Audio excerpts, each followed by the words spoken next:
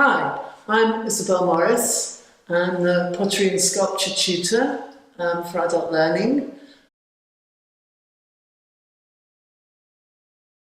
And of course our main material that we work with is clay, and I've got some clay here which is it's called buff smooth clay. It's a grey, it looks a greyish colour, but actually it's a smooth clay.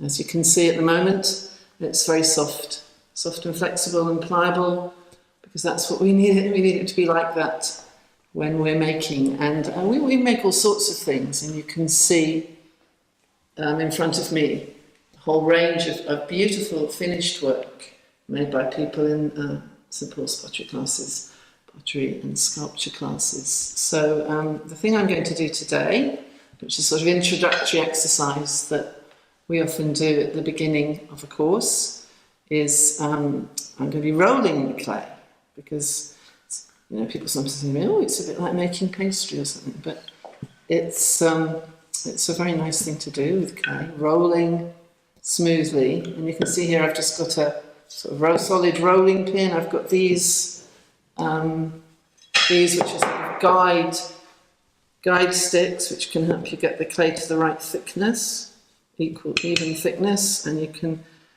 turn over the clay, you can rotate the clay so that you get a nice even piece. And that's because what I'm going to be making is a tile.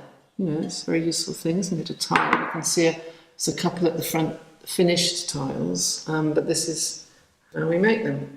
So the clay is really interesting material in lots of ways, because it takes texture. If I wanted to put a pattern on my clay, one of the things we like to use, and I've got lots of these inherited things from my older relatives, my mother and my great aunts and things, and I'm going to put a texture on the clay, and that makes the clay, that presses into the clay, and then I'm going to take it off, and we're left with a really nice pattern. Simple way of doing it.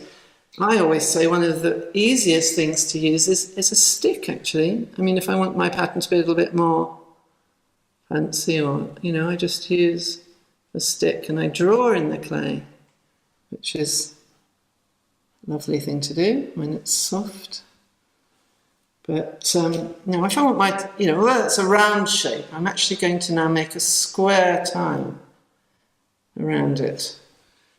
So this is the tile cutter, and I press down on here to cut the clay, and I take off. Sometimes you might need a very useful little pottery knife.